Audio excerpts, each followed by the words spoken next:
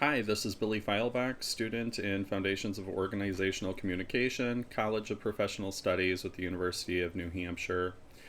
And today I'm going to give an executive summary on Module 7 assignment for application-based communication. And we're doing it on crisis management and developing a crisis management plan for Northeast Iowa behavioral health. Just some components of what we're going to discuss today. We're going to do a brief introduction to crisis management, then talk about the pre-crisis phase and crisis management plan development. From there, we're going to move on to our identified risk at Northeast Iowa Behavioral Health, our crisis management team, and our spokespersons. Then we're going to discuss having pre-drafted messaging and communication channels, a crisis response plan, how to repair the organization's reputation, and the post-crisis phase and conclusion. Just a brief introduction to crisis management. It's a proactive approach to risk identification, mitigation, and communication.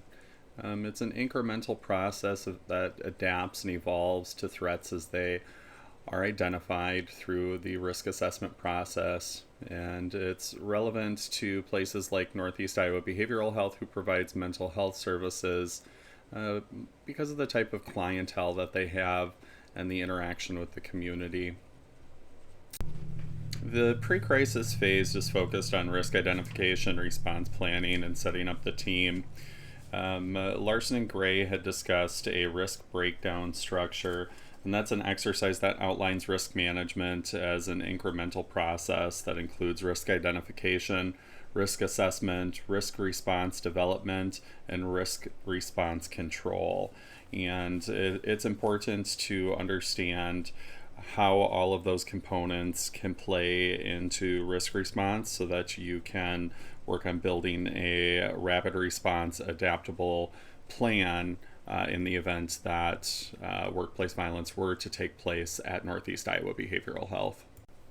The crisis management team at Northeast Iowa Behavioral Health includes the executive director, the clinical director, the board of directors, the human resources director, and also the legal department and legal representation.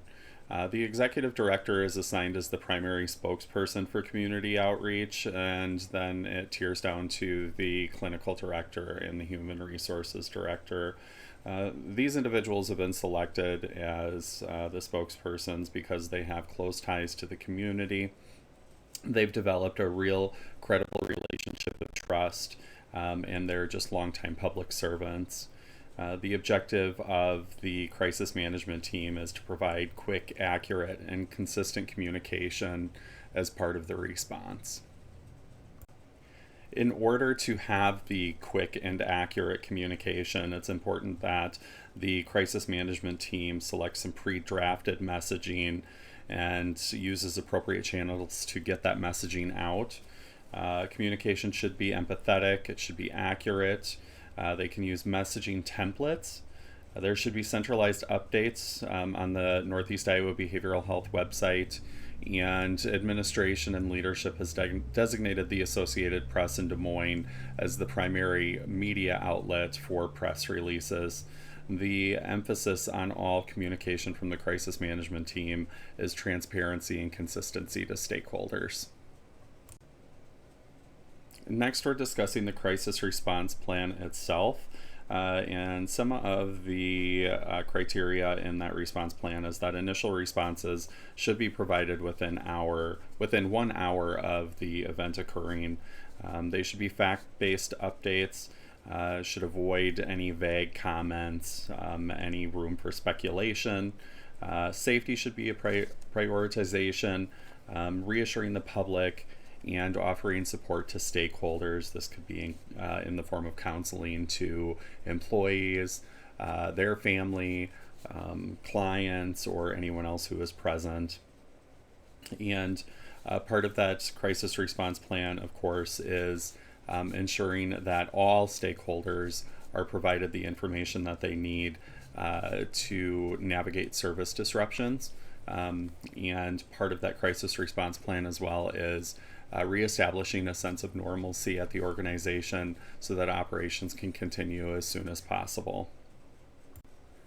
From there, the crisis management team can move on to repairing the organization's reputation. This can be done through reinforcing the organizational's integrity and commitment to the community. Also highlighting a lot of the success stories and the long-term support that Northeast Iowa Behavioral Health has provided to the region. It's also important that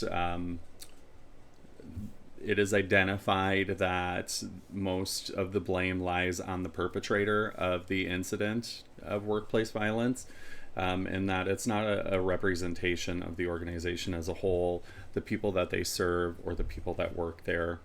And the long-term goal should be to reestablish that stakeholder confidence by showing that safety enhancements have been made and that there's a commitment to community and the services that are provided.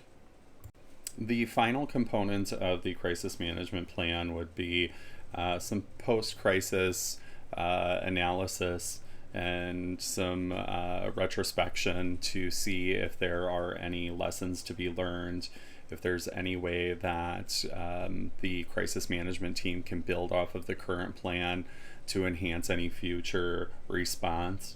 The ultimate goal, again, is a swift return to normalcy in operations, continuing with the transparent communication, and just trying to learn, improve, and evolve from the situation. The conclusion with the crisis management plan is that it's a dynamic and essential process. Northeast Iowa Behavioral Health has a good model that's proactive and transparent in their response, and they have a strong commitment to safety, service, and continuous improvement for their stakeholders. Thank you.